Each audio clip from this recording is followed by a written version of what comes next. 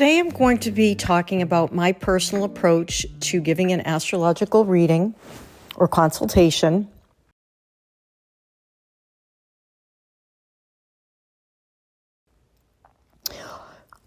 All astrologers have their own personal style, and there are many similar approaches to providing an astrology reading, but we all have our own personal touch and our own philosophies and our own unique touches that we add to the reading process.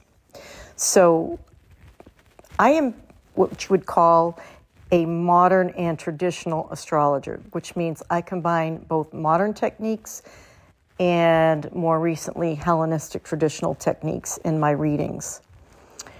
And I also like to include asteroids and dwarf planets if they are strongly impacting the natal birth chart. So I, treat every chart differently. The first thing I do, of course, is I collect the birth information from the client. They will book a reading, and I will specifically ask for their exact birth information. So it's the month, day, and year of birth, the exact time of birth, and I mean to the minute, AM or PM, in the town and state, and of course country where they are born. This is extremely important. I can still give an astrology reading without the exact time, but we are not going to be established the four major angles without the exact birth time, which is really where a lot of the action happens. So it will be somewhat correct and helpful, but not 100%. So a lot of clients will tell me in the past, many have said, well, I don't know my birth time and my parents don't remember. Well, you can contact the Registry of Vital Records where you were born. Many of my clients have succeeded in getting their birth times doing this. And you can request your birth time if you can't find it on your birth certificate. Or you can consult with a professional astrologer who does rectification of your birth time. So that is not one of my specialties, but they will go back and look at all your life events and themes, and they will try and figure out and pinpoint your birth time, which is pretty fascinating. It's very detailed and it's a lot of work, but many people specialize in this particular type of astrology. So I gather the birth information, and before I sit down on a Zoom call with a client or in person with a client, I will prepare. I never just do cold readings. I have to sit with a chart. I have to make a bullet point of the important things that stand out to me. The first thing I do is I print out the chart and I sit with it. I don't take any notes. I just look at it and I intuitively see, well, what stands out here, besides the obvious. I look at the sun, moon, rising sign. I will look at any unique placements. Are there planets conjoined one of the four major angles? What are those planets? What do they signify? Are there stelliums in the birth chart? That means a grouping of 3 or more planets in one particular house. There are 12 houses in a birth chart, so 12 different areas of your life development. And sometimes people will have up to 5 planets in one house, which means that particular area of life development is going to be very active and very up front and center for that client. So again, it's my first overall impression. I will notice, as I said, planets conjoin the angles, planets just combined in a stellium. What is is it a nocturnal chart or is it a diurnal chart?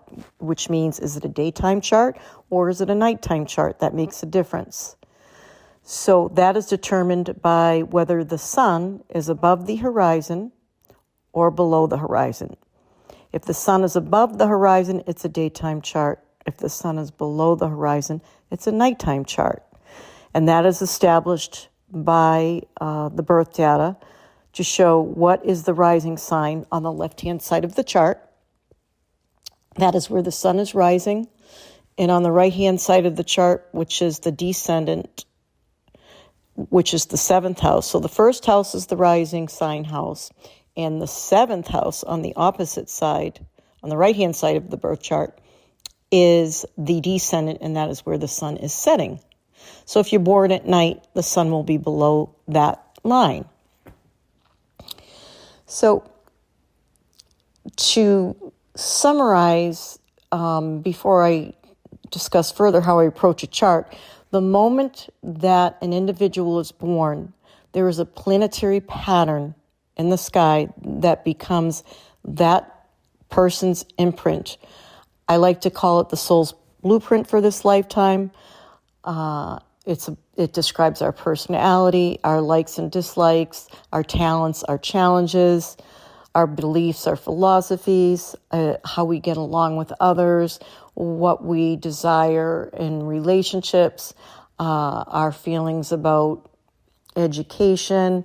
Are we interested in the arts? Are we interested in certain vocational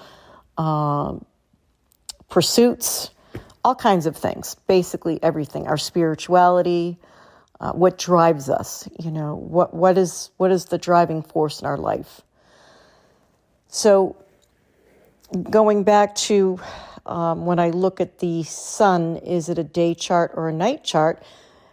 There are planets that are more favorable and more challenging for those with a day chart and for those with a night chart. So I will look at those and I will determine the planetary condition. Is the planet in its home sign where it feels very comfortable and has all the resources to work with to express its innate abilities?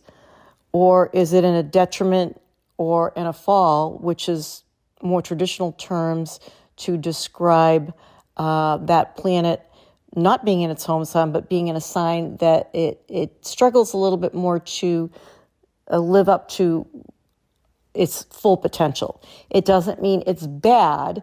It means that the planet is going to operate in a different manner. It's going to rely on other resources to help it live out its purpose in this lifetime. Or the planets could be exalted, which means they are like an honored guest in a home and they do exceptionally well. But you also have to look at other mitigating factors that, such as aspects to other planets and so forth. So as I'm studying the chart, I'll also look at the sun-moon midpoint, which is very important. The sun is our vitality and our life force, our spirit. Our moon is our body, our emotional needs. Basically, the sun-moon the sun-moon midpoint is the intermarriage of the sun individuality and the moon's emotions, and how can I say that? It symbolizes the merging of the masculine and feminine. It's a very sensitive point that can indicate when relationships begin or end. In synastry, that means when you're combining two partners. If any other if their sun-moon midpoint is hitting another partner's planets, vice versa, there's going to be a connection there. I use it in timing in events when this point is activated. Often there's a lot going on in relationship matters. Important life themes are developing at this time. In a natal chart, if a client has a planet at the sun-moon midpoint, that is going to stand out. Whether that be Venus, Mars, Jupiter, Saturn, Neptune, Uranus, and Pluto. So that's always very interesting to learn. And, as an astrologer, we use what are called orbs, and that is degrees of difference. So when I'm looking at planets conjoin a midpoint or aspects, which is the dialogue between the planets, I use small orbs so that there's probably a 0 to 2 degree orb between any planets in the sun, moon, midpoint. And when I'm looking at aspects, which is in the natal chart, you'll see, if you see a picture of a chart, there's red lines, there's blue lines. The blue lines are the harmonious aspects. That means the planets are talking to each other. They get along pretty well. There's a more flowing nature to how the planetary energies are expressed. The red lines suggest challenges, but also ambition and striving and effort to make things happen. So, yes, I look at aspects, and when I'm looking at traditional aspects, I will use up to a 10-degree orb depending on the planets involved, but most generally, I will use a 7-degree orb for most aspects. But with the sun and moon, I will go up to 10 to even 12 degrees between the planets to talk about the individual's aspects in their chart. So the closest aspects in a birth chart, when I'm making my bullet points, I will look at what are the closest aspects in the birth chart. In other words, 0 to 2 degrees orb. That's going to stand out to me, and I'm going to look at what those are. Now, it is not until I sit down, I can see a lot of themes. I can suggest a lot of life themes by just studying a chart blind without seeing or meeting the client. However, it's not until I sit down with a client and we have a conversation that the chart comes to life. And it's really a beautiful process because if the birth time is correct, it becomes a really interesting and validating conversation about that client's life experiences. And if they're going through something challenging, or if they have questions about their current life themes and what's happening in their lives, and they really need some insight, an astrologer can really provide that. It's just a wonderful way to understand ourselves, our environment, timing. It can help us accept certain challenging events in our life or challenging circumstances, knowing that things are going to change and when things are going to change. So it's unique to every client I see, the way this process comes to life. So to summarize, I sit with the chart at first. I notice important things that stand out to me intuitively and on the chart itself. I make my own notes, and I notice if there's any interesting asteroids. Asteroids tell a mythic story. And when an asteroid is conjunct a major angle in the birth chart or personal planet, which is the sun, moon, Mercury, Venus, or Mars, or even Jupiter, that's going to tell me a story about that individual's life. I always look at Ceres, which is a dwarf planet, and this planet is all about not only nourishment and how we are nourished, how we want to nourish others or be nourished ourselves. It's also about the story of grief and loss. So that is, I include that with all my chart readings now. And I also, even when I'm just doing a natal chart reading, I will look at the current events. And to prepare for that, I'm going to go back and I'm just going to look at the last year. What are the major transits, progressions? What perfection year are they in? And that's determined by your birthday chart. Every year, there's a Lord of the Year. And that's a technique that an astrologer uses to pin down important themes and narrow things down even further when they're looking at the astro forecast for the coming year. So if a client books a solar return birthday reading, I really zero in on that. But I also look at what's happening with the transits, what's happening with the progressed moon. I weave all this information together, and I tell a story in such a way that I don't use technical jargon unless I'm talking to another astrologer or someone who's studied astrology and really wants to hear the details, wants to hear the astrological techniques that I'm talking about, and wants to learn about them further. I will use that language more often in those situations, but I try and make it accessible to the client, easy to understand, explain it in a way that they can digest it. I often recommend that they go back and listen to it months later or even a year later to see how it all played out. And often they will contact me and say, wow, those themes, they happened. And, it was really interesting. And they'll book a yearly update. They'll come back year after year because they find it so helpful to understand themselves. It's a deep understanding.